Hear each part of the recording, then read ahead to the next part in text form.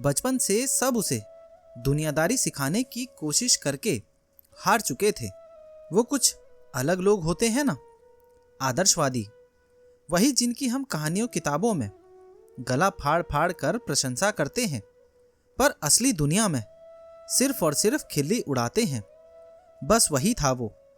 दुनिया से अनुज सदा सच बोलता था, झूठ बोलना कभी सीखा ही नहीं। अब ऐसे बच्चों के दोस्त कहाँ होते हैं।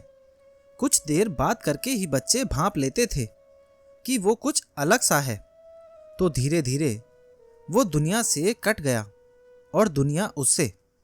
अब बस किताबें ही उसका दोस्त और साथी थी। माँ बाप इसी से खुश थे। वैसे वो ठहरे बेचारे सीधे साधे, सो कभी कभी घबरा जाते थे कि बड़े होकर क्या करेगा। पर फिलहाल हर परीक्षा में अव्वल आ रहा था, तो इस बात में ही राहत ढूंढ लेते थे। अब पढ़ने लिखने में अच्छा था, तो पढ़ लिख कर डॉक्टर भी बन गया। पर अब दिक्कतें शुरू हो गई। किसी निजी अस्पताल में उसकी नौकरी 10-15 दिन से ज़्यादा टिकती ही नहीं थी। सच बोलने का मतलब था कि वो दवाइयाँ भी सस्ती लिख देता था और टेस्ट भी कम से कम लिखता था। अब एक किस्सा ही काफ़ी है उसकी इस नासमझी के प्रमाण के लिए। तो हुआ यूं, ये एक बार की बात है। एक निजी अस्पताल में रात की उसकी ड्यूटी लगी, इमरजेंसी में। साथ में एक और डॉक्टर था। अब उस रात एक माता पिता घबराए हुए अपने 5 साल के बच्चे के साथ आए। उनके आते ही डॉक्टर ने बच्चे को झट से इमरजेंसी रूम के बिस्तर पर लिटवा लिया। माता पिता ने बड़े घबराते हुए बताया कि उनके बच्चे की जीभ में बड़ा सा कट लग गया है। ऐसा लग रहा है जैसे जीभ एक किनारे से फटकर अलग ही हो जाएगी। अब दूसरे डॉक्टर ने उन्हें झट से तुरंत लड़के को दाखिल करने की सलाह दी और बताया कि तुरंत जीभ में टांके लगाकर जीभ को सिलना पड़ेगा और फिर कम से कम 1 दिन तो एडमिट रखना पड़ेगा। कुल मिलाकर 20-25 हज़ार का खर्चा होगा। उन्हें तुरंत जमा करने को कह दिया। अब भाई, जब दूसरे डॉक्टर ने केस हाथ में लिया था तो हमारे नायक को चुप रहना चाहिए था ना। पर हमारे नायक तो झट से बीच में कूद पड़े और उस बच्चे के माता पिता को बड़े आराम से बोले कि चिंता की कोई बात नहीं है। जीभ की लार खुद ही 1 हफ्ते के अंदर पूरा घाव भर देगी। ना टांके लगाने की जरूरत है और ना ही अस्पताल में दाखिल रहने की। बस दर्द कम करने की दवाई दे दें, वो भी बस 1-2 दिन। इतना ही नहीं, बच्चे के माता पिता को ये भी बताया कि टांके लगाने से नुकसान भी हो सकता है।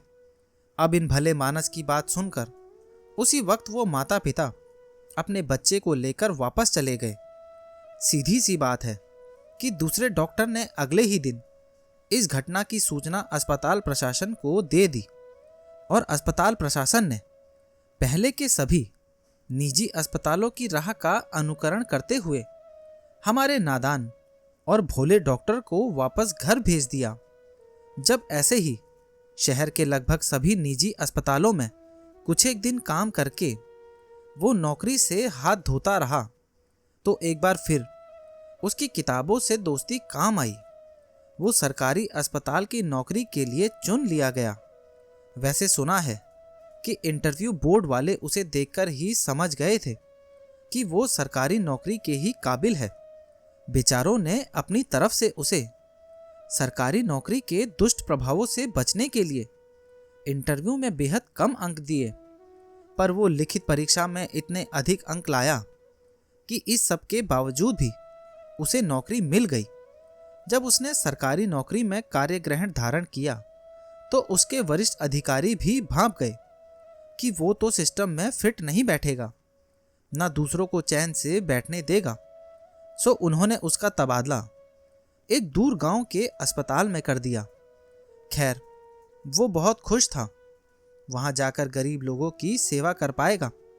अपनी डॉक्टरी के ज्ञान का इस्तेमाल करके उन्हें बीमारियों और असमय मौत से बचाने में योगदान दे पाएगा।